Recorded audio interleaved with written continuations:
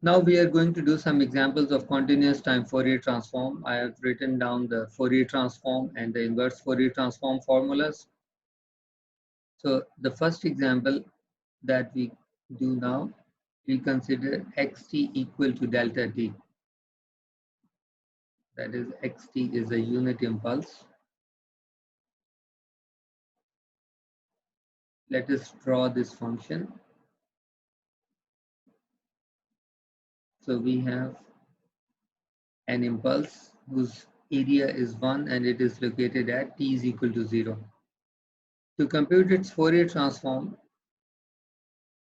we replace xt equal to delta t in the Fourier transform formula minus j omega t times dt. And here we use the sampling property of the unit impulse function. What does the sampling property tells us? Whenever an impulse is multiplied with any function, we get a sample of the function at the location of the impulse. So here the impulse is located at t is equal to 0. Therefore, when this impulse gets multiplied with e raised to power minus j omega t, we will get a sample of e raised to power minus j omega at t is equal to 0. Therefore, if we apply this property, we get sample of this function at t is equal to 0 multiplied by delta t times dt. And this thing is equal to 1. All we are left with now is the integration of an impulse function from minus infinity to infinity. And since when we are integrating from minus infinity to infinity, this impulse is located in this interval and its area we have already indicated to be 1. So therefore, the result of this integration will be 1. And this is the Fourier transform of a unit impulse in time. So if we plot xt omega, xt omega is a constant value. Here we have omega and we want to plot this result. Xt omega is a constant value of 1 for all the values of omega.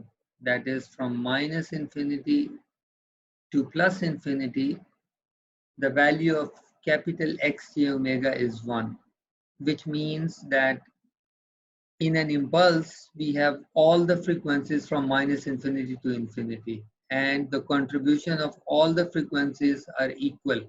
All the frequencies equally contribute in the synthesis or makeup of this unit impulse.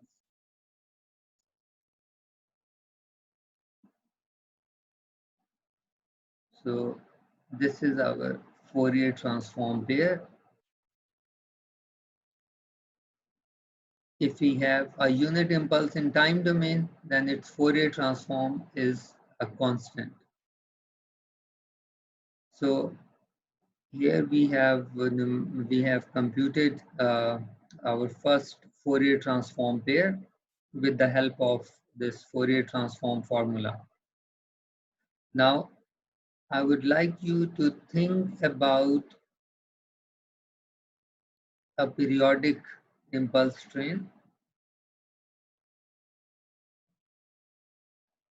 This is a periodic impulse train, and obviously because now this is a periodic function, we can have its Fourier series representation. We have already done this problem in the previous chapter, but now having developed this result, try to see the Fourier series coefficients based on the Fourier transform of this unit impulse. So what are the Fourier series coefficients? Can we determine the Fourier series coefficients based on the result for delta t based on the Fourier transform that we just developed for the unit impulse function? And this is related to what we did in the previous module.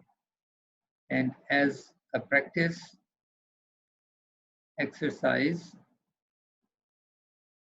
try to determine the Fourier transform of a shifted unit impulse.